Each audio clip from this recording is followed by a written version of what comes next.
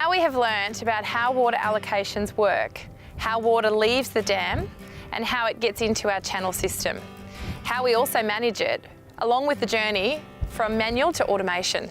What we will talk about now is what happens when we deliver that water to our farmers, what they do with it, and what a typical farm business looks like.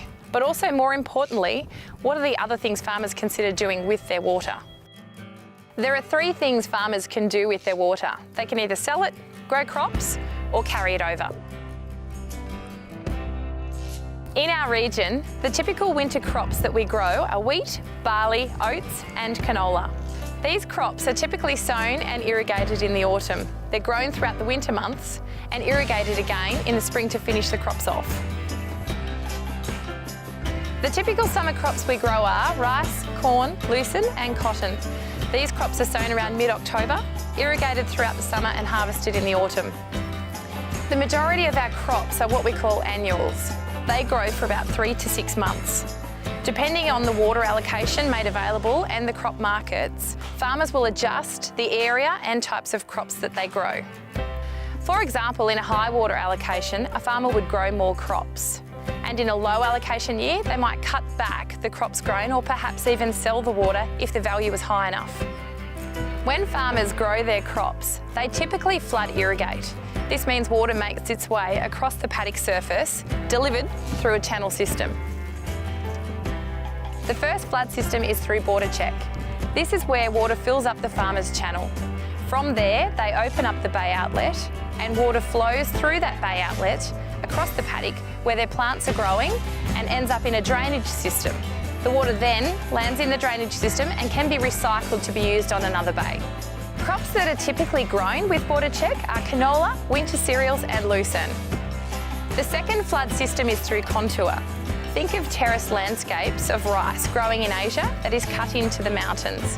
We have an equivalent here, but on a much larger scale, as our landscape is much flatter, hence the contour bays are much bigger. The contour bay holds the water, then it steps down to the next lowest level, which can be as little as 5 centimetres difference in level and so on. Again, the water comes out of the farmer's channel through an outlet and fills up the first contour bay. At the end of the bay is another outlet where the farmer can regulate the water so that it spills over the top to fill the next bay and so on. Rice is typically grown in these systems so that water can be ponded. These layouts can also be used for growing other crops such as wheat or barley, but these layouts can be more prone to waterlogging if they do not have good drainage systems in place. As a general rule of thumb, the faster you can get water on and off those layouts, the more efficient you are with your water. By efficiency, we mean water being used by that plant for production. Inefficient layouts mean that more water can be lost through seepage and transmission losses. This means it will cost the farmer more to irrigate. Another form of irrigation is spray. This is where water is pumped into overhead sprinklers that waters the plant from above. There are different types of spray irrigation systems. The first one is a centre pivot, where the structure moves around in a circle.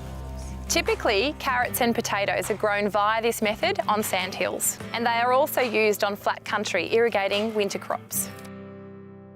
Another common type of spray is a lateral move, where the water is pumped from a long channel which feeds the overhead sprayers as it moves up and down the paddock. The third and much less common form of irrigation system is micro.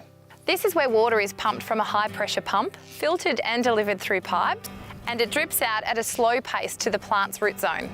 This is often seen in more intensive systems such as grapes or in orchards. Some of these systems are in our area and they grow things like tomatoes and lucerne.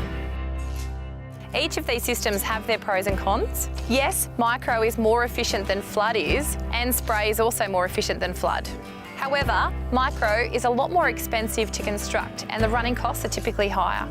Spray is also efficient, but don't forget that when you put spray in 25 to 30 years' time, this infrastructure may need to be replaced or upgraded as it's past its shelf life. Flood irrigation typically isn't as efficient. However, a good flood irrigation layout could last you up to 50 years if laid out well. Farmers often weigh up the value of crop types, market volatility, water allocation, soil types, machinery, distance, construction costs and maintenance costs together before deciding which irrigation system to implement. An efficient irrigation system doesn't always mean an economic irrigation system.